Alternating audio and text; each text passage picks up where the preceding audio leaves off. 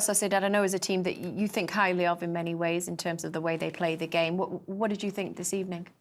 Exactly the same. They were not scared to go at the Parc des Princes and put pressure. They nearly succeeded, but like we always said, you know, details matter in the Champions League. And Mbappé had one early doors, let's all be honest, but after you couldn't see Paris going through that pressure. Although they tried at times, they couldn't do it. I just think that they played exactly how they usually play. Possession went to Paris Saint-Germain. You can expect that, as we saw before. Paris Saint-Germain usually have more possession than a lot of teams in the Champions League. But having said that, it was them missing Oyarzabal.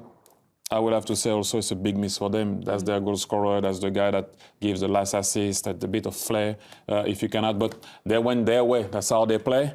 They live and die like that. But Jamie will explain it. When you concede a goal like they concede on a set piece, it's a tough one to swallow because you were in the game.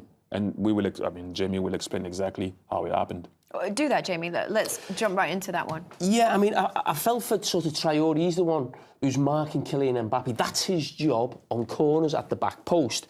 So the corner just before the goal, you actually see the two of them at the back post. So he's marking, Traoré's marking Mbappé. There's been a coming together and he's got a knock on the knee or the ankle and you see him limping now. Mbappé gets the ball, so he's just hobbling around, trying to stay in the game.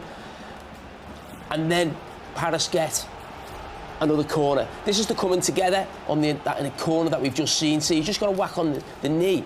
So through no fault of his own, he's now got to go off the pitch to get treatment, which then means they're a man down, and he's actually marking Kylian Mbappé. And who scores the goal? Kylian Mbappé. Now, it's not Paris Saint-Germain's fault, but I do look at that and think that is something in the rules that, for me, doesn't quite feel right. When a player goes down, they're then at a disadvantage when a set piece is coming in. What would you rather see happen in that situation? Well, can we wait till he's okay? What's the play? Yeah, and it's not just saying because this ended up a goal, or, you know, could the defender maybe stay up if it's not too bad? Something. You've got to make sure it's still 11v11 on the pitch, because that is a vital moment in the game. There is something also very important in that, is that Kubo ended up being that player. And if you have a guy in that defense, Kubo shouldn't be with Mbappé on the second post. Because you're going to see on the goal, he thinks that his defender is going to win the ball and he just leaves his position, which you're going to see here. No defenders would have done that. There is no way, Jamie, Micah, if you were in that defense and you see that your man is out, that's supposed to, you would have gone on Mbappé. Yeah. Or you would have moved someone else. Last man would have been Kubo on Mbappé. You would never put Kubo on Mbappé. And Kubo did exactly what a striker does. He thinks that his player is going to win the header. He's already thinking about the counter, which you cannot do that with Mbappé. And that's how they conceded that first goal. And that's how suddenly now you're in trouble, because you're going to have to go even more so and try to score that goal, which a 1-0.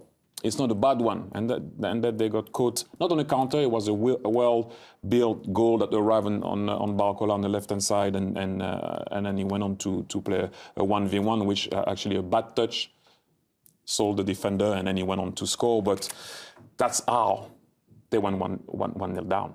Same perspective from a defender's point of view, or how did you see that? Yeah, I think I agree with both what they've said, definitely. But if you actually see someone is with Mbappé there, he's ball watching, if he just looks around him, he probably can deal with that. I mean, no matter who's in there, striker, defender, yes, I agree with Jamie, manless, it's very difficult. But you can deal with the one behind you and leave what's in front of you. That's the only thing I would say as a